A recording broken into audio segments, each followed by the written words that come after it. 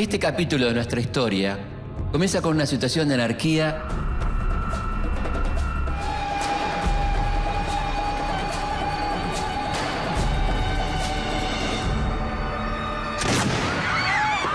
y termina con un crimen político.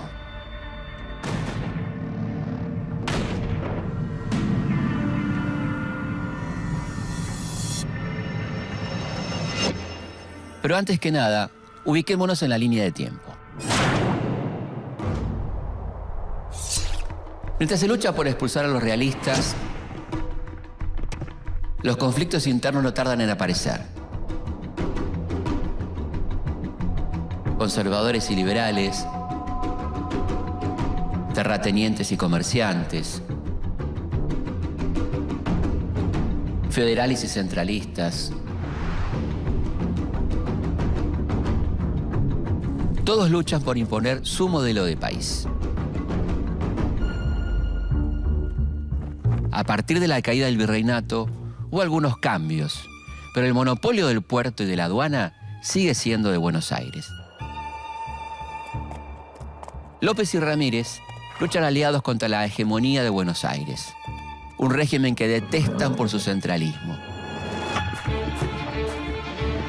En la cañada de Cepeda, a las afueras de San Nicolás, se encuentran con las tropas porteñas.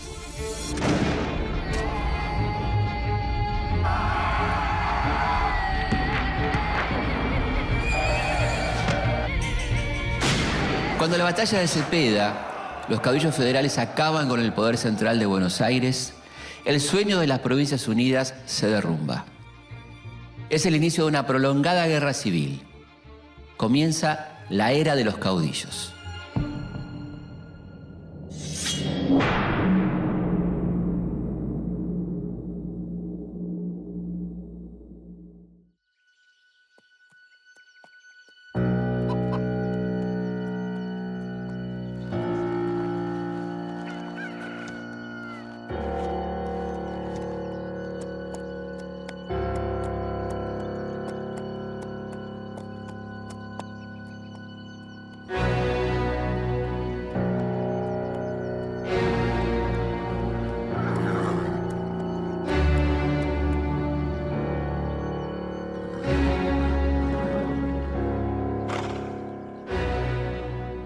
La victoria de López y Ramírez es posible porque los caudillos combinan dos valores fundamentales para la creación de un ejército fuerte: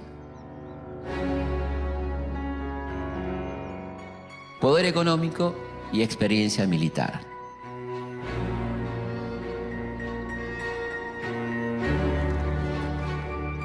Después de la batalla de Cepeda, los vencedores ordenan disolver el directorio y el Congreso. En Buenos Aires se imponen como gobernador a Manuel de Zarratea.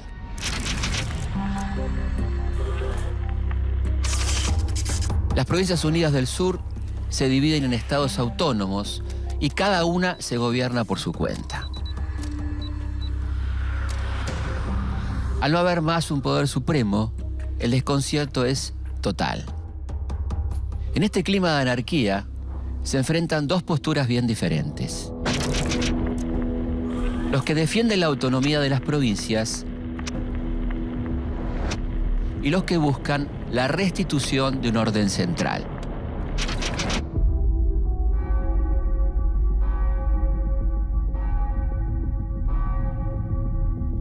Los comerciantes y estancieros bonaerenses, atemorizados por la anarquía, exigen que alguien controle la situación.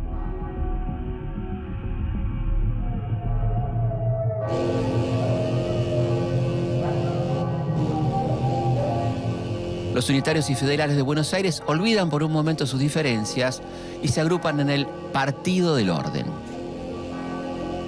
Su objetivo es defender los intereses de Buenos Aires. Su principal figura, Bernardino Rivadavia. Las provincias están separadas y cada una sigue su propia política.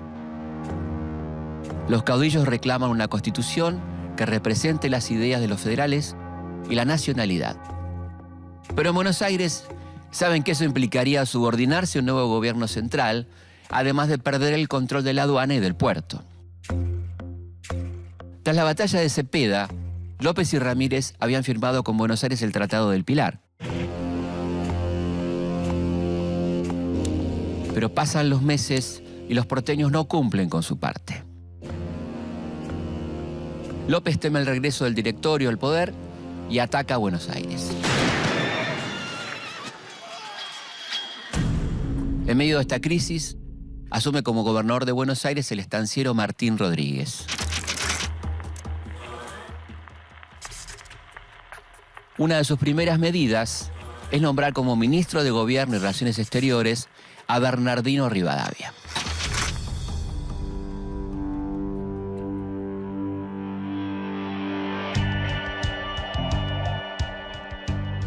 Bernardino de la Trinidad González Rivadavia comienza su carrera militar en las milicias durante las invasiones inglesas.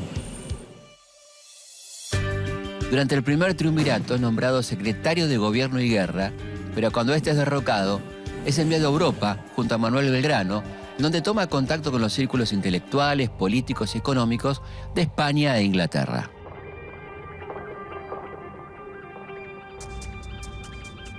Rivadavia cree que Buenos Aires debe plegarse sobre sí misma y gozar de los frutos del monopolio aduanero.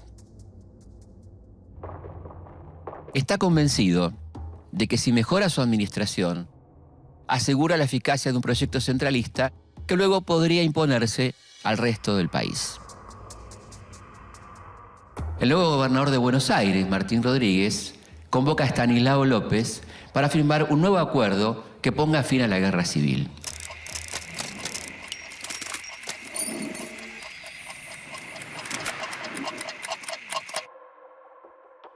En el Tratado de Venegas, el caudillo santafesino acepta la supremacía de Buenos Aires.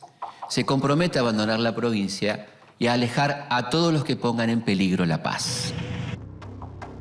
Habrá paz, armonía y buena correspondencia entre Buenos Aires, Santa Fe y sus gobiernos, quedando aquellos y estos en el estado en que actualmente se hallan sus respectivas reclamaciones y derechos salvos ante el próximo Congreso Nacional. En esta operación es vital la intervención de uno de los estancieros más ricos de Buenos Aires, Juan Manuel de Rosas. Rosas nace en 1793 y a los 13 años participa de la defensa de Buenos Aires durante las invasiones inglesas. Rosas es uno de los estancieros más ricos de Buenos Aires. Sin embargo, conoce profundamente la vida y las costumbres de sus peones, que sienten por él una gran veneración. Rosas aporta dinero y varios miles de cabezas de ganado para que López acepte el tratado. En otro de los puntos del acuerdo, López deja de lado a su antiguo socio y compañero Pancho Ramírez. Esta traición despierta la ira del caudillo entrerriano. Ramírez busca vengarse y avanza decidido sobre la provincia de Santa Fe. Lo acompañan un grupo de soldados y su compañera de vida y de lucha, la Delfina.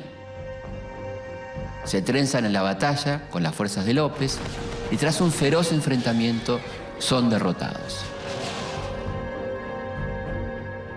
Acorralado y con pocos recursos, deciden plegarse y parten hacia el Chaco. En el camino, los interceptan las tropas de Juan Bautista Bustos, caudillo de Córdoba y aliado de López. Ramírez logra zafarse, pero Delfina queda prisionera. El caudillo no lo duda y vuelve por ella.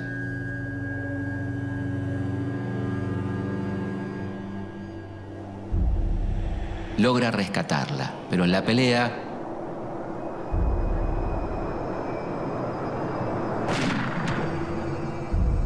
recibe un balazo en el pecho que instantáneamente le quita la vida.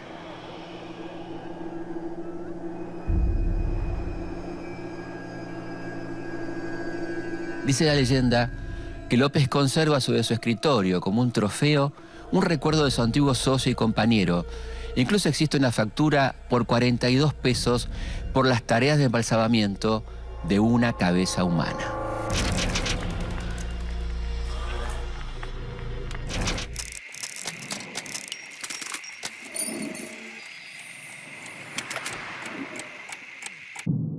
Mientras tanto, en Buenos Aires, Rivadavia, que se había formado en los preceptos de la Revolución Industrial, quiere convertir a Buenos Aires en una capital europea. Reemplaza a los cabildos provinciales por una junta de representantes, crea la Dirección General de Correos, Postas y Caminos, suprime las órdenes religiosas.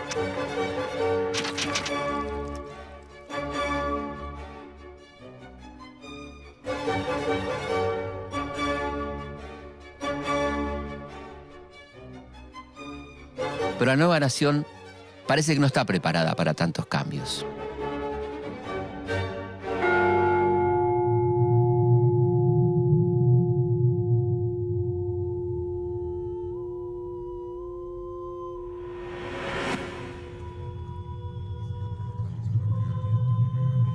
La serie de reformas liberales que propone Rivadavia lo enfrentan con la Iglesia Católica. Sus políticas marcan una mayor participación del Estado en la educación, la beneficencia o el entierro de las personas, áreas hasta ese momento controladas por la Iglesia.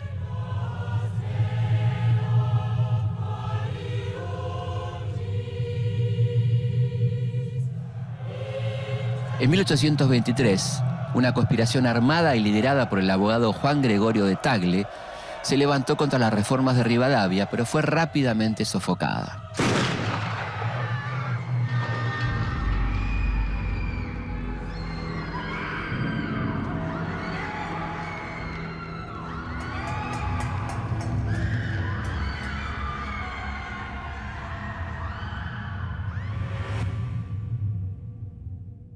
Rivadavia también impulsa la obra pública y con este objetivo pide un préstamo de 1 millón de libras esterlinas.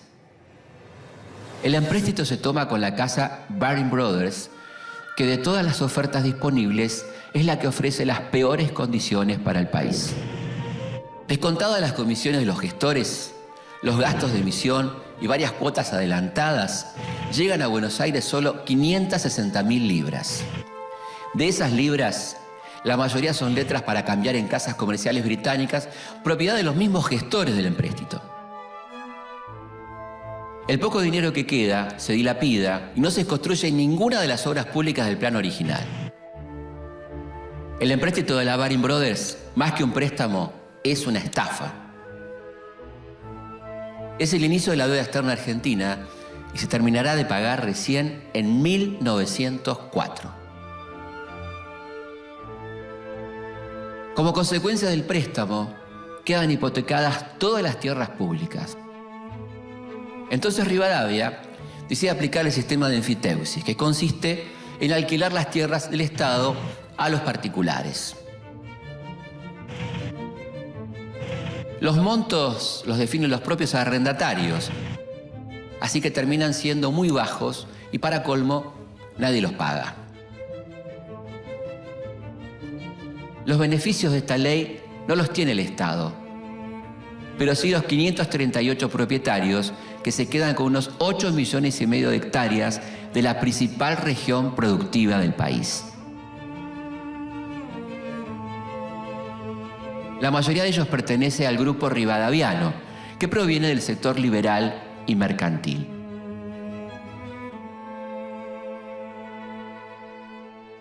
Por todos estos beneficios, Rosas y la elite porteña disfrutan de un periodo de prosperidad que recordarán como la feliz experiencia.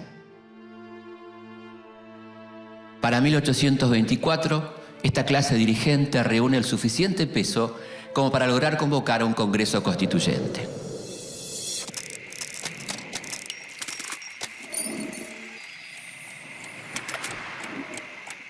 Este Congreso está formado por representantes de las provincias.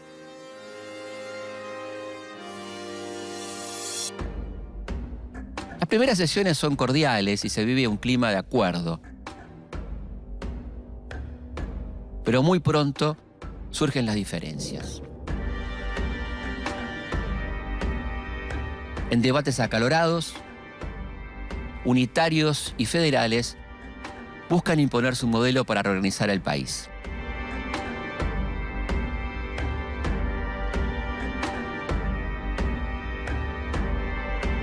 Mientras los diputados debaten en el Congreso, 33 patriotas parten desde Buenos Aires rumbo a Montevideo. El objetivo, recuperar la banda oriental usurpada por los brasileños. Este es el famoso desembarco de los 33 orientales.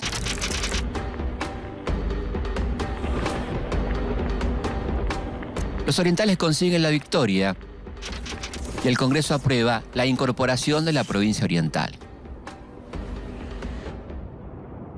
El Imperio del Brasil responde de inmediato y declara la guerra.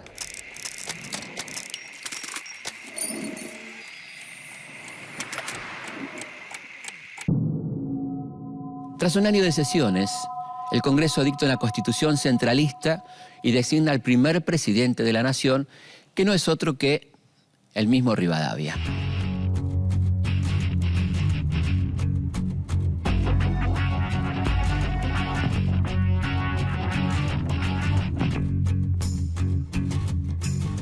Un mes más tarde, el mismo Congreso declara la ciudad de Buenos Aires capital de la República. Rivadavia se convierte así en el hombre más poderoso del país. Pero el poder también trae enemigos. En La Rioja, un caudillo se prepara para levantar a las provincias federales, disconformes con el nuevo modelo unitario.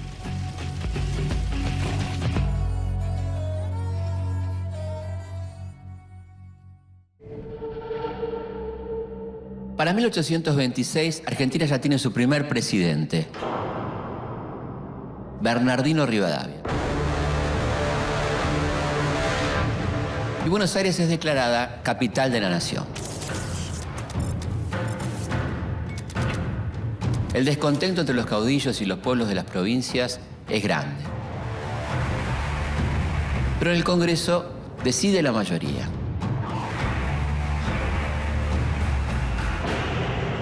La Constitución se aprueba a fines de 1826. Es una Constitución fundamentalmente unitaria y representa un triunfo del centralismo.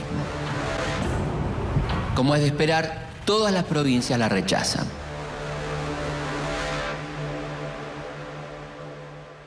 Si bien hay un presidente, una capital y una carta magna, la nación está lejos de estar unificada.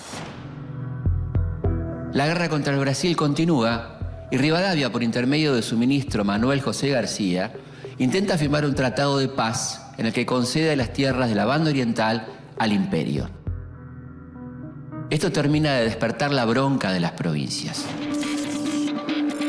Córdoba, Santa Fe, Entre Ríos y Corrientes se sublevan y se unen a La Rioja.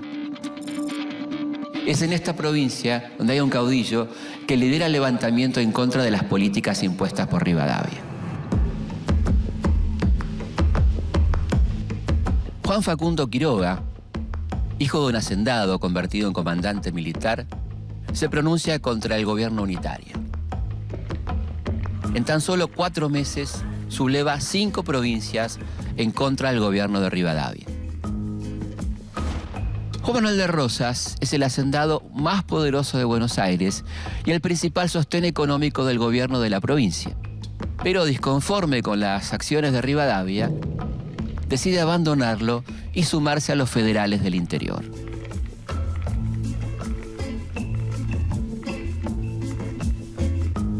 Acorralado, Rivadavia no puede sostenerse en el poder y renuncia.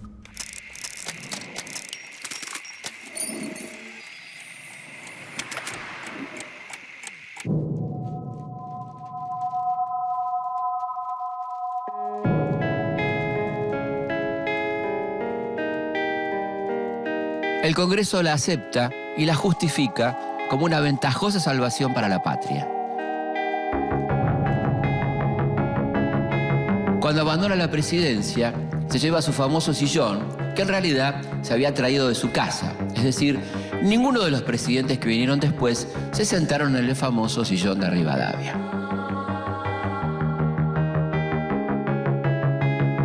Caído Rivadavia, y sin más poder central, las provincias retoman su autonomía.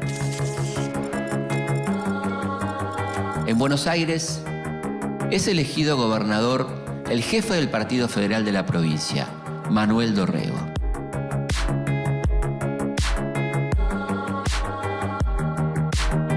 Manuel Dorrego nace en 1787. Es hijo de un comerciante portugués.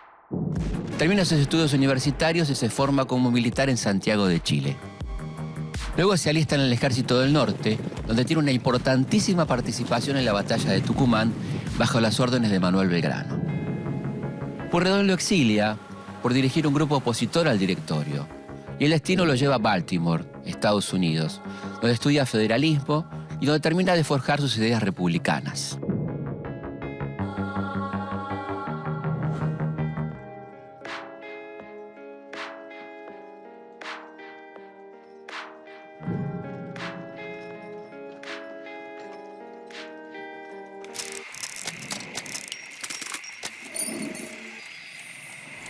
Cuando Dorrego asume el poder, tiene un enorme apoyo popular, pero encuentra al Estado en una grave crisis financiera.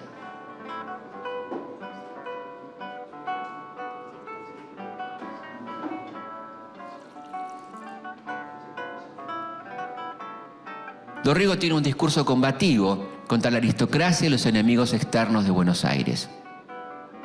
Es un líder que se preocupa por las necesidades del pueblo. Ni bien asume, toma dos medidas que benefician a los sectores populares. Decreta el indulto para los desertores y manda a suspender la leva. ¿Qué es la leva?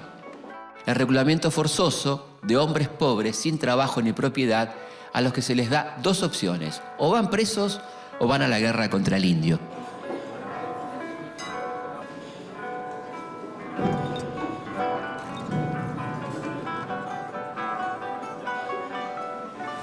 Para este momento, la guerra con el Brasil provoca una enorme pérdida de recursos, además del descontento que genera en el pueblo, que debe sacrificarse en una causa sumamente impopular. Para terminar con el conflicto, Dorrego firma la paz con Brasil, lo que permite la independencia de la banda oriental.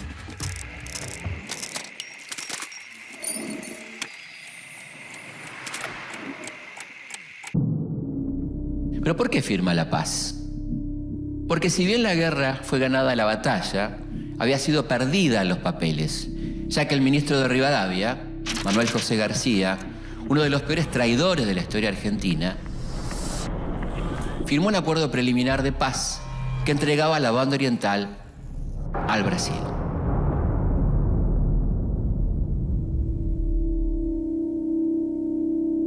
A Dorrego no le queda otra opción que asumir las consecuencias de la traición de García.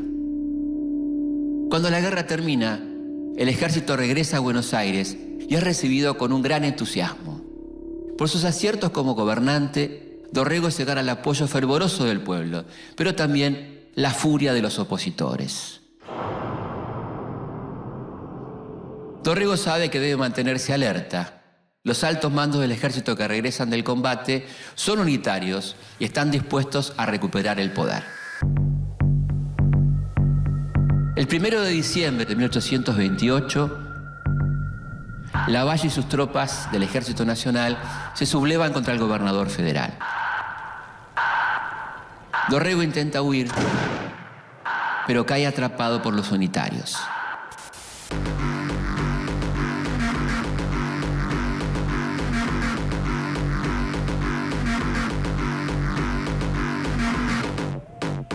Lavalle ordena fusilarlo sin juicio previo ni sumario.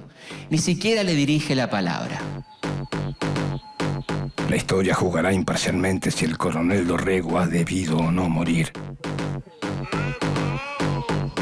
Y si al sacrificarlo a la tranquilidad de un pueblo enlutado por él, puedo haber estado poseído de otro sentimiento que el del bien público.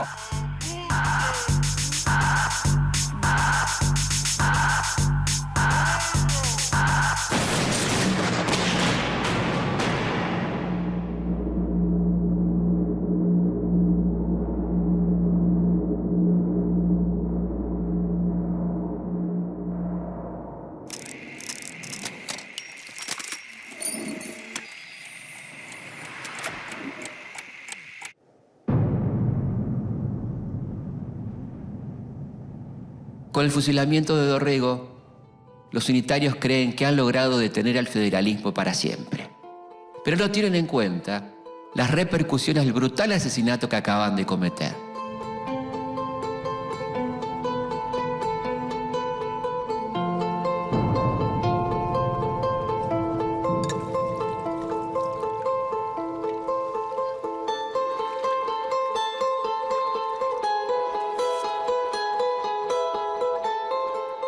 Para dar legitimidad a la dictadura de Lavalle, sus partidarios deciden fraguar las elecciones.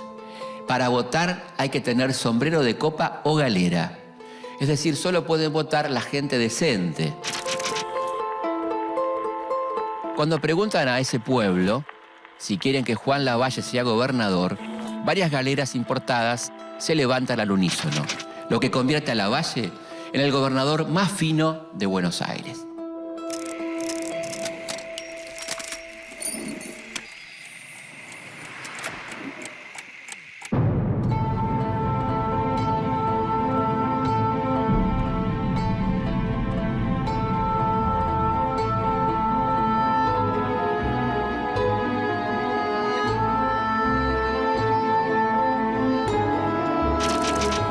Lavalle gobierna Buenos Aires con mano dura. Fusila, saquea, distribuye el dinero público entre sus amigos. También crea el sistema perverso de las calificaciones, que consiste en armar un prolijo registro de enemigos políticos para luego fusilarlos o desterrarlos.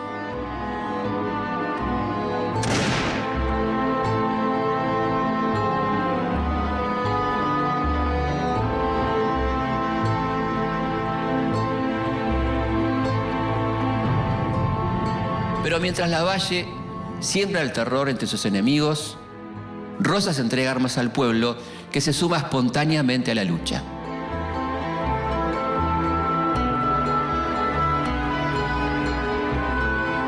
Padres de familia, mujeres, milicianos e indígenas participan en el levantamiento que se extiende por todo el país.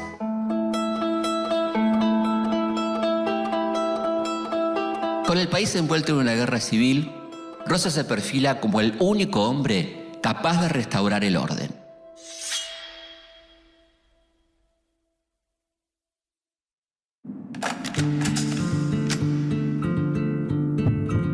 Mi querida Angelita, en este momento me intiman que dentro de una hora debo morir. Ignoro por qué. Perdono a todos mis enemigos. Suplico a mis amigos que no den paso alguno en desagravio de lo recibido por mí. Mi vida, educa a esas amables criaturas. Sé feliz, ya que no lo has podido ser en compañía del desgraciado.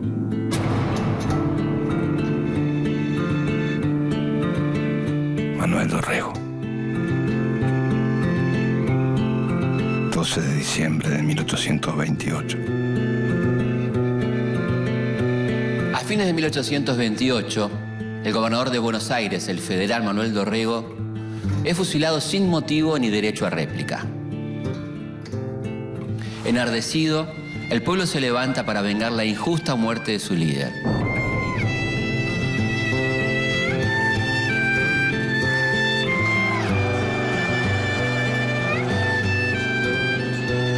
A la cabeza de la rebelión está Juan Manuel de Rosas.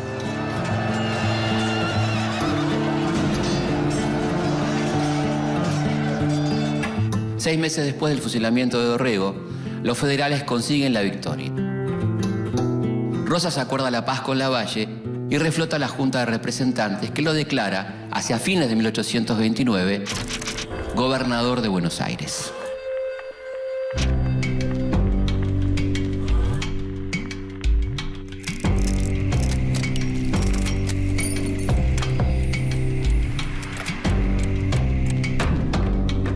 Juan Manuel de Rosas asume con poderes extraordinarios y se lo nombra restaurador de las leyes.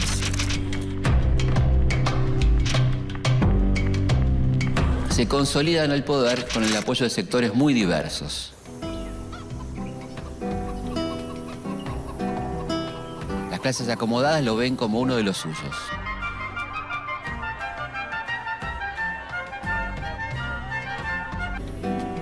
Los sectores populares del campo como un estanciero protector.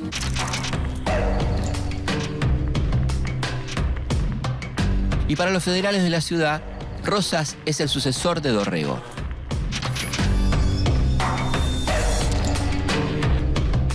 Pero en el interior, la guerra continúa.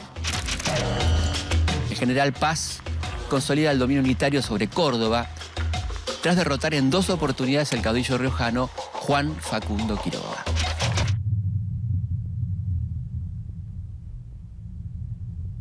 Para julio de 1830, José María Paz se convierte en el jefe supremo militar de la Liga Unitaria.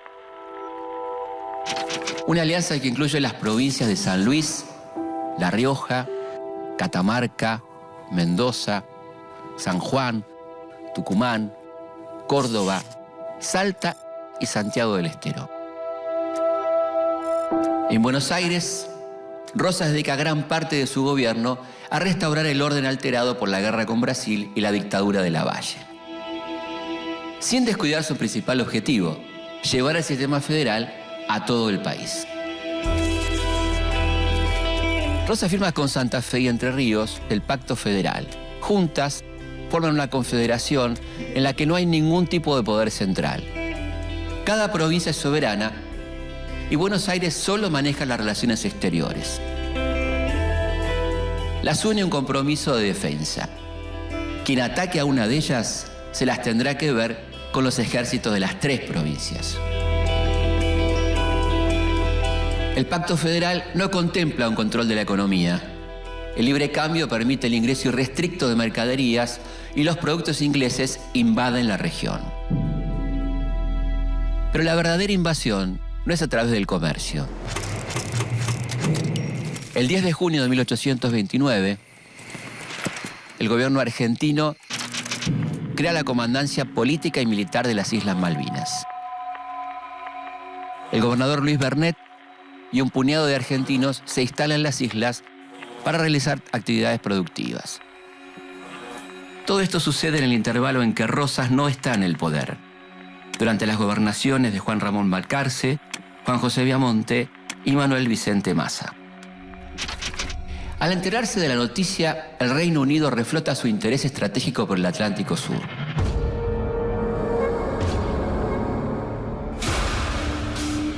Buscan tener una base estratégica cerca del Estrecho de Magallanes, el único paso interoceánico entre el Atlántico y el Pacífico. Estados Unidos llega con intereses similares y la tripulación del buque Lexington arrasa Puerto Soledad. Argentina reclama una reparación por parte del país del norte y manda una goleta armada para restablecer el orden en las islas. 2 años después, el gobierno inglés, con apoyo de los Estados Unidos, ocupa las islas. Expulsa a los argentinos y asigna en 1834 a un oficial de la Armada Real para que permanezca allí. Unos años después, en 1841, Gran Bretaña nombra un gobernador y convierte a las Islas Malvinas en una colonia británica.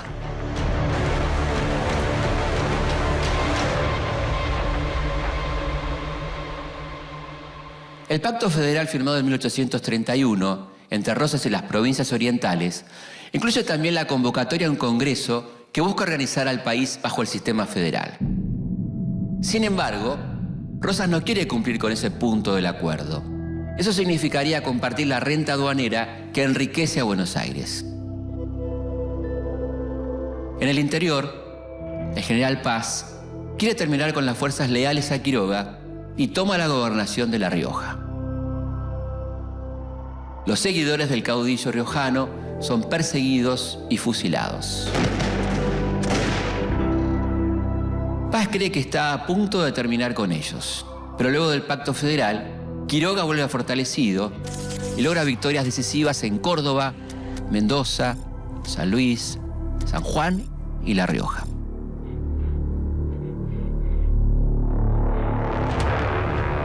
El federalismo no es una facción homogénea. Los temperamentos de los líderes y sus intereses contrapuestos muchas veces los hacen entrar en conflicto. Pero si bien la relación de Quiroga con Rosas tiene idas y vueltas, el vínculo entre ellos nunca se rompe.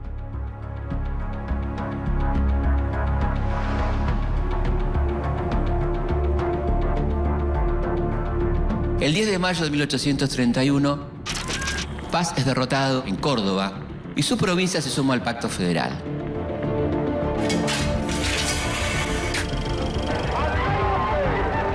Por su parte, en la batalla de la Ciudadela, Quiroga vence a lo que queda del ejército unitario en Tucumán. Y los federales controlan de nuevo casi todo el territorio nacional. Vencidos los unitarios, los líderes federales tienen la difícil tarea de mantener la paz entre ellos. Mientras que López y Quiroga insisten en la necesidad de cumplir con el Pacto Federal y convocar a un Congreso Constituyente, Rosas los convence de que todavía no es el momento indicado.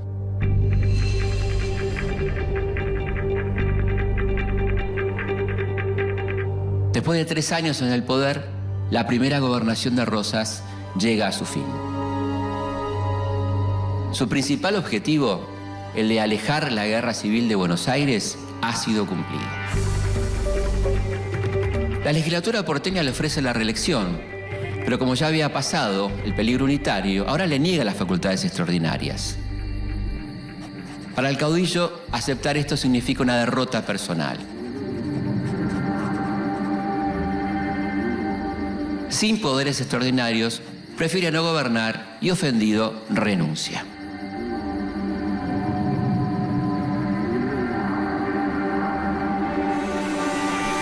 El nuevo gobernador de Buenos Aires es Juan Ramón Balcarce.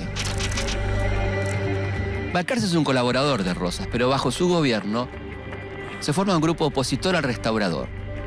Un sector de los federales a los que Rosas llama los cismáticos o lomos negros.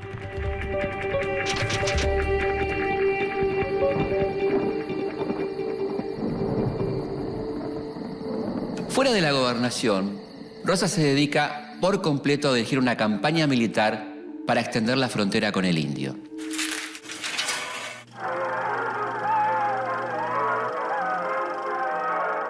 Con un ejército de 1.500 hombres, Rosas se lanza a la campaña por el sur y el oeste de la provincia de Buenos Aires.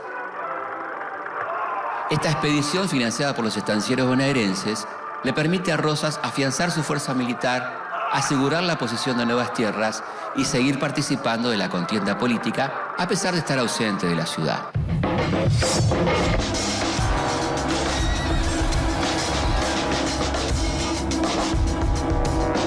Mientras Rosas está en campaña contra los indios, es su esposa, Encarnación Ezcurra, quien se pone al mando de su carrera política.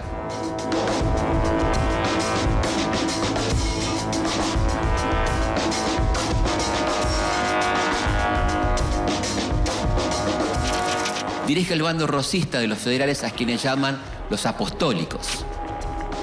Forma la Sociedad Popular Restauradora, después llamada Mazorca.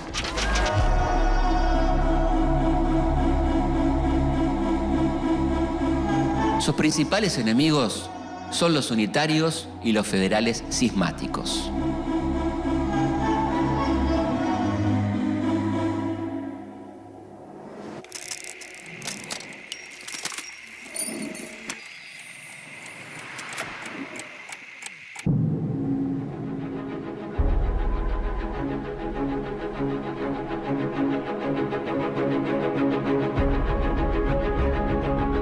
La campaña de Rosas le lleva parte de 1833 y los primeros meses de 1834. A diferencia de la campaña que llevaría a cabo Julio Argentino Roca, 45 años más tarde, Rosas firma tratados de paz con los pueblos originarios. Se enfrenta con aquellos que roban ganado o que habían colaborado con los realistas en las guerras de independencia. La campaña es un éxito porque cumple su objetivo. Corre la frontera de la provincia por miles de kilómetros y consigue nuevas tierras para la actividad agrícola. Como señal de buena voluntad, Rosas manda vacunar a pueblos enteros contra el mal de la viruela, una enfermedad que hace estragos en las tolderías. Mientras Rosas está en el desierto, Quiroga pasa una temporada en la ciudad. Durante sus días en Buenos Aires, el caudillo cambia su aspecto personal y se rodea de la élite porteña. Al mismo tiempo que el riojano coquetea con los unitarios, la crisis interna del federalismo porteño se agudiza.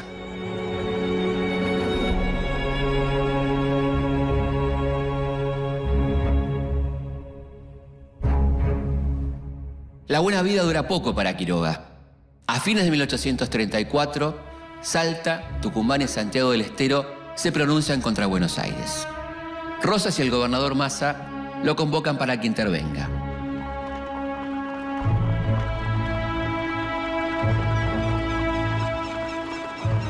Quiroga acepta y emprende un viaje determinante para su vida y para la historia del país.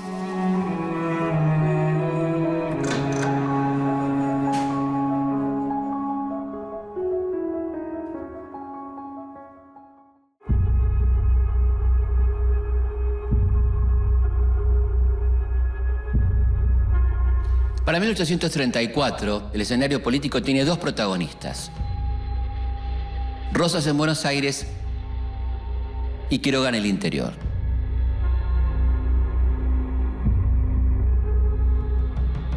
La llamada campaña al desierto ha sido un éxito para Rosas.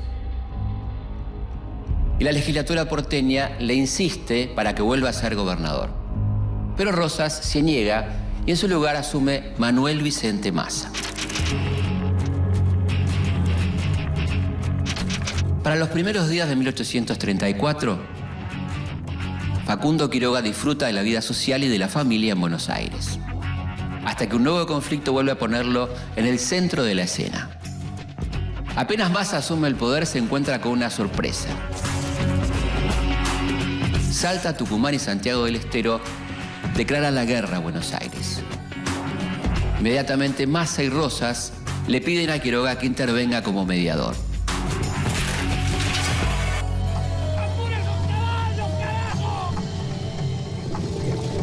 Quiroga parte rumbo al norte en un carruaje del que casi no puede salir por los terribles dolores que le causa el reuma. Rosas le ofrece a Quiroga su protección durante la campaña, pero el riojano no la acepta. A cambio le pide una carta de apoyo para su misión. A su paso, Quiroga limpia los últimos resabios unitarios en las provincias, reafirmando su influencia en el interior. Pero la carta de Rosas nunca llega. El interior parece volver a ser todo federal, todo menos un territorio que escapa del control del caudillo. En Córdoba, López había desplazado a los hombres de Quiroga y designa a los hermanos Reinafé. El mayor de ellos se autoproclama gobernador. Al llegar al norte, Quiroga se encuentra con un escenario inesperado. El gobernador de Tucumán fue asesinado por sus coprovincianos. Esto acelera un acuerdo entre los gobernadores de Tucumán, Salta y Santiago del Estero. Todos reclaman a Buenos Aires la necesidad de organizar el país bajo una constitución. Quiroga también lo cree necesario y firma el acuerdo, aún sabiendo que no le gustará a Rosas. Solucionado el conflicto en el norte, Quiroga emprende la vuelta a Buenos Aires pasando por Córdoba. Al enterarse, Rosas decide mandarle la carta prometida. Mi querido compañero, señor don Juan Facundo Quiroga, obsérvese que una república federativa es lo más quimérico y desastroso que puede imaginarse, toda vez que no se componga de estados bien organizados en sí mismos, porque conservando cada uno su soberanía e independencia, la fuerza del poder general con respecto al interior de la república es casi ninguna.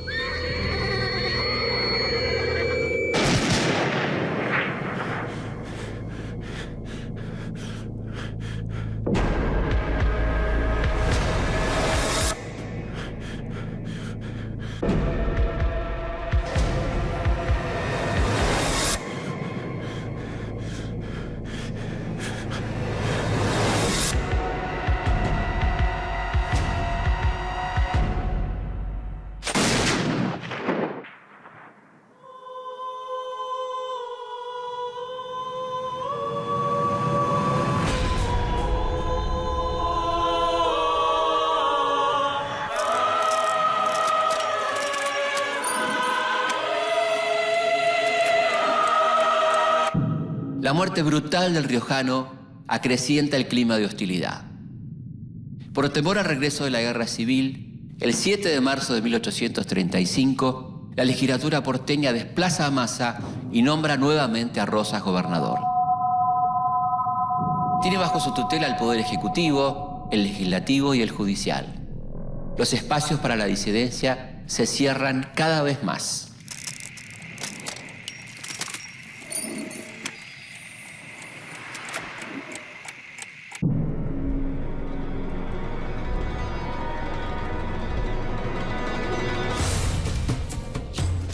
De nuevo en el poder, Rosas hace una purga de opositores.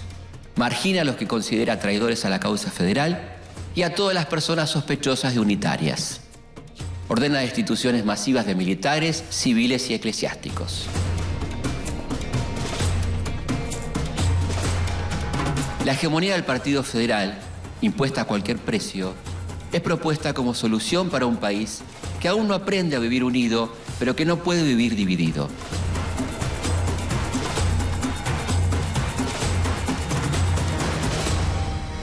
Rosas logrará conquistar al país entero, que nunca será más unitario que bajo el mandato del máximo líder del federalismo.